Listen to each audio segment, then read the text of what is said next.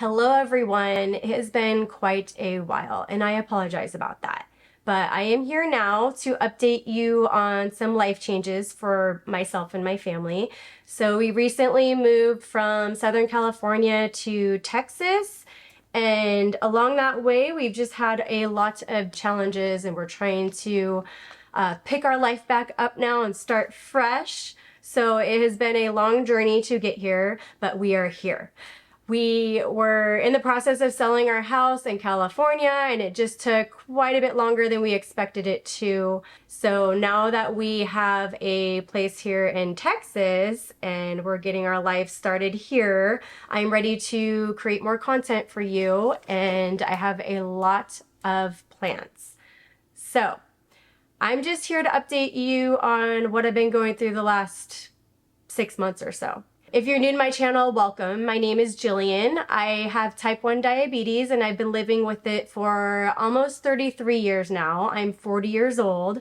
In Southern California, I was a stay-at-home mom with my 2 kids. I have Vincent, who is 5.5 years old, and Alice is 2.5 years old. So I had some issues with my health within the process of moving here. Stress probably didn't help that. I have proliferative diabetic retinopathy in both eyes. So there are abnormal blood vessels growing in each of my eyes. I have been getting pan-retinal photocoagulation. If you are a subscriber and have seen my past videos, I have one about my first experience with that procedure. Since then, I've had 2 more on each eye, so 2 more rounds each. And I received an injection in one of my eyes for the same reason. So there hasn't really been any changes in my vision, but there have been some scares with it. But it has been treated and there's no progression with it, so that's great. If you haven't seen the video about the photocoagulation procedure, please check out the description on this video. I'll put a link in there. So with the move, there have been many challenges with my diabetes. Mostly, I think the stress affected me, and I have had some fluctuations that I'm not too happy with. But I am taking care of it. I've been doing basal testing and trying to get my rates where they should be so my blood sugars stay in range. Even besides the stress, we all know that everything affects your blood sugars. So in Texas, the climate is a lot different here than it was in Southern California. I feel like the humidity coupled with the heat here is affecting my blood sugars a little bit differently than the dry heat we had in California where we lived. So I've made some adjustments to my basal rates and my boluses, and I'm trying to see what's going to work best. It's still a process right now, but I'm getting under better control, and I have been really strict about my diet lately. So everyone that has seen my videos should know that I'm on a very low carb diet, but I've even taken it to the next level over the last few weeks and tried to cut out more of the carbs that I was eating, so less vegetables. Definitely cut out all of the processed foods. Not that I ate a lot of it, but there were some snacks here that I was consuming. It's very difficult to be super strict with it with my lifestyle, but I have been focusing more on my protein content, and it seems to be working out okay. I do notice that it's easier to predict where my blood sugars are going to be. When we first moved to Texas, we were living in Airbnbs for the first month. We moved a few times to different Airbnbs before we found a house that we were going to relocate to. We were eating out a little bit more than we are used to, even though we had a kitchen and I was cooking some meals.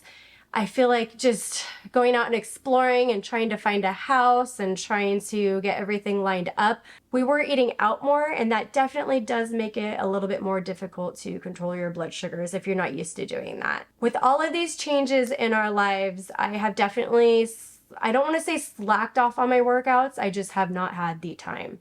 So I have had a workout here and there, but I have not had any consistency. So I definitely have a little bit more insulin resistance, especially in the mornings.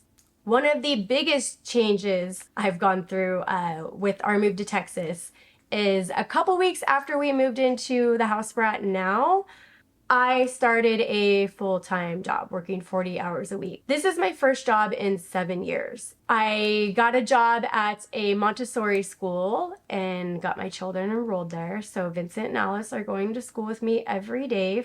It's just been a big change for all of us.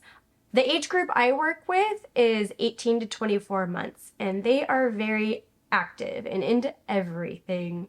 And it is a very, it is a mentally exhausting job and a physically exhausting job. So I am very active, trying to keep the kids out of things, trying to keep them entertained, doing circle time, singing songs, dancing around, and I have noticed my blood sugars tanking. My insulin sensitivity is going up again. I told you it was affected with the lack of workouts, but now it is starting to go up again, and I've noticed I cannot treat my blood sugars with glucose gummies anymore. I used to always recommend those to people just because they're easy. I know there's, I think, 3 grams of carbs per gummy. It's just, it tastes better than the glucose tabs. It doesn't taste like chalk. Tastes better, it's easier to get down. Now what I use is same brand, it's from Walmart, it's the Rely On brand, but it is liquid glucose. And I know a lot of people prefer to use the liquid glucose over gummies or glucose tabs for the reason that it works a lot faster. I just never felt like I needed it before. I always had it in my nightstand at night in case I had like a really bad low blood sugar in the middle of the night. But ever since I've had my CGM, those have kind of halted. Now that I'm working and I need something fast when I do have a low blood sugar, this works great and it just kicks in really fast. The only downfall for me is it's harder to dose. So I kind of take a swig of it and I'm hoping I'm getting 3 or 4 carbohydrates. There are 16 total carbs in the whole bottle, so I kind of gauge it, but it's not as exact, but this is what I recommend. They have several other brands you could find in the store or on Amazon. I will link this below for you all. Another challenge with working my job is, so I work from 9 to 5:30 every day I'm at school. So we live about half an hour away from the location of the school. And so for the first couple weeks, I had a hard time getting home and getting dinner at a decent hour. I used to always eat dinner at 5 p.m. because I felt like going any later would cause rises in the middle of the night. It would be too late. Now at school, towards the end of the day, I kind of have a little bit of a heavier snack while I'm working, or I eat something on my way home, which is about 5:30. So it's a little bit later than I like, but it's much better than getting dinner in me around 7 p.m. Another change in my life is I have started using the Tandem Mobi pump. I finally got it, and if you've seen some of my other videos, I've talked about it a lot, and I'm very excited. And this is, let me just connect so you can see this. This is the Tandem Mobi. It's in a little case right now. I don't usually use this case, but I have it just to show you. It's so light, it fits in my pocket, and I love it. It doesn't weigh anything down. It hides in like a coin pocket, which is just bizarre. This thing is tiny. So the transition from the T-Slim X2 to the Tandem Mobi doesn't seem like it'd be a big difference, but there actually was a short period of time in between that I used my Omnipod 5. I have videos about the Omnipod 5 too.